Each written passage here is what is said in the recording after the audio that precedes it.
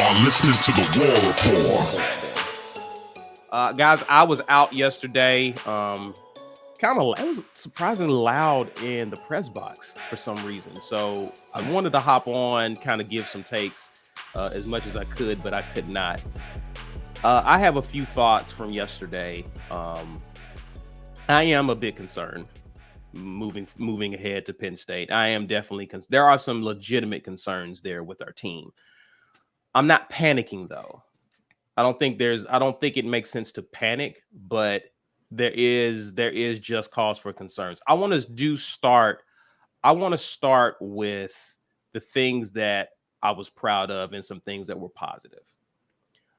First thing I want to start with is TJ Finley. Mm-hmm. And had a chance to talk with a few of the players after the game. Papo, Jarvis Johnson, even TJ Finley himself. And they all said that at the half, TJ got with the players, defense, offense, and says, guys, let's cut out the mistakes. I got y'all. Let's come out and play some ball. They all corroborated that story. And TJ had a good second half, running the offense, leading the offense. After he threw the pick, he was a different TJ. Shouldn't have thrown the pick, but we saw leadership. And in moments like that, you want to know who your leaders are, who's going to rally the team, who's going to rally the troops, who's going to go out there and play ball. TJ Finley did that. I was happy to see that. I was happy with our run game for the most part. Tank didn't have the game he had during Mercer, but we saw a running back by committee. I was pleased with Damari Austin with the opportunities he got. He had a very big run. We saw the explosiveness that we was raved about when we were recruiting him. Hunter had another good game as usual. Robbie Ashford was Robbie Ashford when he got the ball in open space.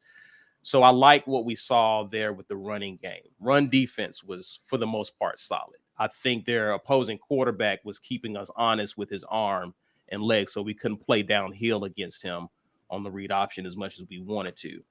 But our run defense, for the most part, and there was some moments in our secondary I was pleased with. You guys pointed it out yesterday. Keontae Scott was balling. I was pleased with DJ James as well from what I saw in the press booth. So there were some things to definitely point out there. Here are my concerns. My concerns with this team is focus. We talked with Harsin, and say what you want about Brian Harsin. You don't have to like him. You don't have to like his offense. But one thing you cannot accuse him of is being dishonest. Right. He described practice this last week as being decent. Which tells me those guys were not locked in all week last week. If he described practice as decent, and it showed in the first half. The mistakes, the miscues, the poor execution, that's a focus problem. And so I salute TJ for stepping up in the locker room and saying, hey, guys, let's go ball. But my question is, why did it take you being down 3 points to an inferior opponent for you to decide, hey, let's go out and play? That should have been there the first half. And my concern is not against Penn State, because teams that tend to have a focus problem have a tendency to play up and down to their opponent. I'll be surprised to see this next week against Penn State, because I think these guys understand how big of a game that is. What concerns me is when a Western Kentucky comes into town or Missouri comes into town. Are you going to take a week off that week? Because it doesn't appear to be a high stakes game. Are we going to have a decent week of practice because it's not LSU, it's not Georgia? And so that's something that I want to keep an eye on with this team moving forward, is our focus. Are we locked in? And this is a coach that pays attention to that and understands if we're going to play for championships, everything we do matters, and how you prepare throughout the week dictates how you play in the game. In fact, if you don't practice well throughout the week, we may not see you in the game. And so I think yesterday told a story to how locked in this team was, for sure. My other concern is the offense in terms of its identity. Now, in the offseason, they talked about being a downhill rushing attack. We're running the ball, but I want to know moving forward, how do we attack a Penn State? How do we use a Robbie Ashford? Because Robbie wants to be the quarterback. And I have a bit of a different take. It's not really a wild take, but I really think Robbie has been an experiment of sorts these first 2 games.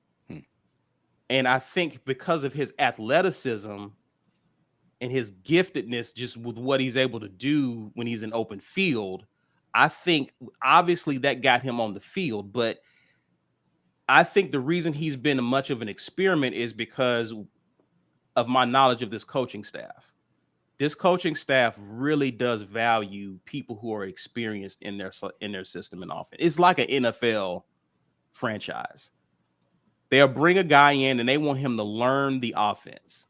And I ask myself, if Ashford, and I'm rooting for Ashford, I like the kid, but if Ashford didn't have those physical gifts, how much would he factor into this competition?